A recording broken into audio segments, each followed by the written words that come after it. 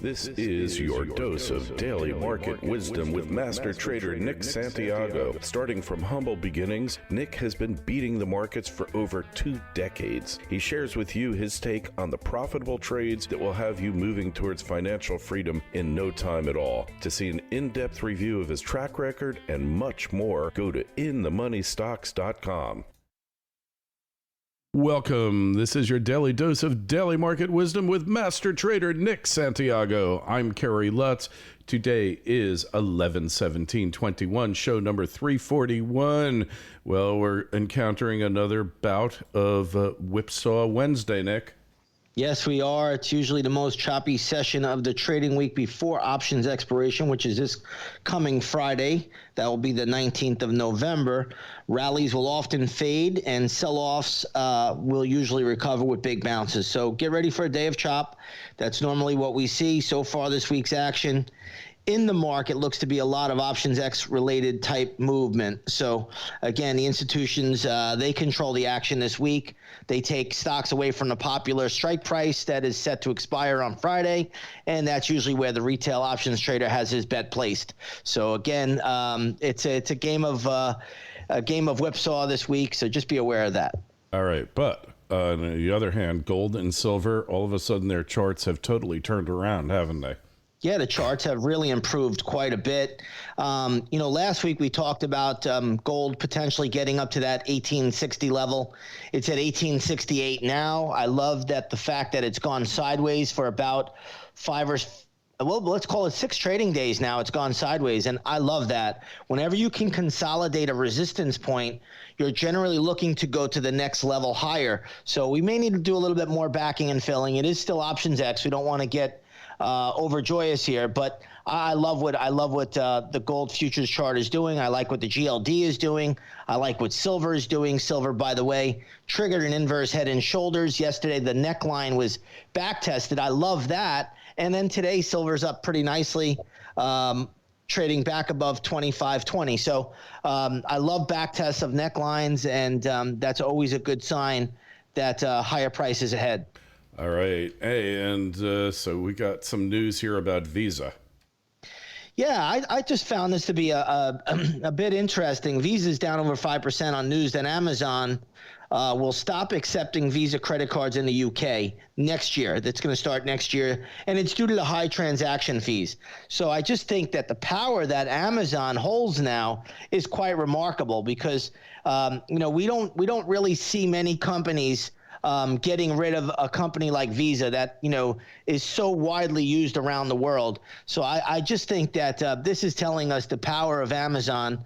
And again, they're going to stop using Visa credit cards in the UK next year. So this is pretty important. We'll see if it starts to turn into more of a trend where other big companies can do it. I don't know if anybody has that kind of power like Amazon does.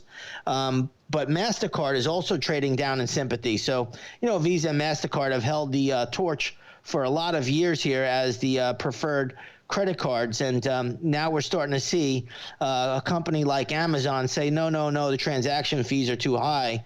I think it's only a matter of time before Amazon comes out with its own card. So we'll see how this all plays out. But I just found it to be a bit interesting, and I thought people would find it pretty interesting to see how this is playing out.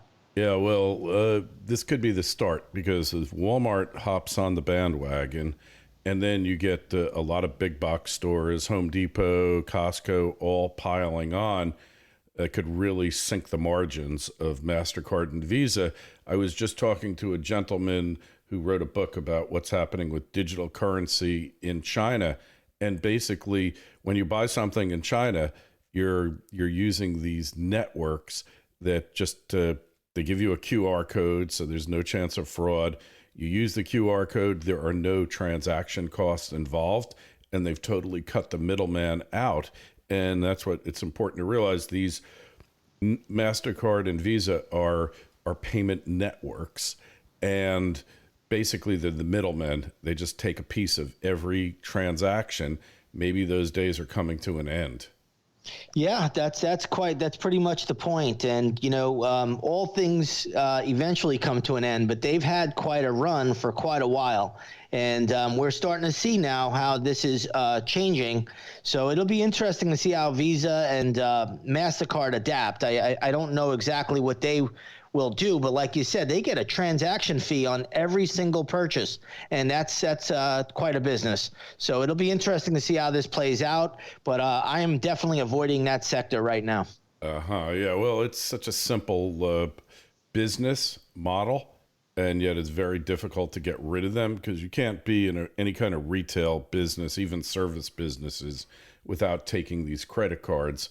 And everybody pays with cards now instead of cash because they want their rewards. It'll be interesting to see if this impacts the whole reward model where they just take their cut, but we give you a little bit back in terms of mileage, awards, all that type of thing. And maybe that's not going to be enough to lock in their margins where they were. Hey, so Bitcoin under 60,000 now. Yeah, Bitcoin coming under a little bit of pressure, and again, this is not unusual. The stock, or I should say the stock, but the crypto play. I don't even know what we call this thing. But it made a big move. It tried to get to that 70,000 level. Again, that was going to be your big overhead resistance, and it just needed to pull back. I still don't find it to be broken yet. I think that this is natural, especially if you look at a bigger time frame chart, say like the weekly chart, where you made a new nominal high, then you came back in. You're just going to need to consolidate on a bigger time scale. Now, with that being said, if Bitcoin starts to lose the 52,000 level, then this thing is in some real trouble. But right now, it's still basically okay, even though it has pulled back a little bit yesterday and today. All right, so trouble could be ahead for the king of all cryptos. Interesting phenomena to watch because no one was really expecting this. They expected it to just go to 100, basically. But we know that markets move in fits and starts. They don't just go straight to the sky. And, well, we'll have to see what happens there. In any event, go over to inthemoneystocks.com. You'll see how Nick has beaten the averages for decades and how you can do it too. While you're there, take a look at the Twitter feeds at ITMS, at Nick Santiago01, at Kerry Lutz. Your email's always welcome at kl@kerrylutz.com. Nick, we will talk to you on Friday. Sounds good, Kerry.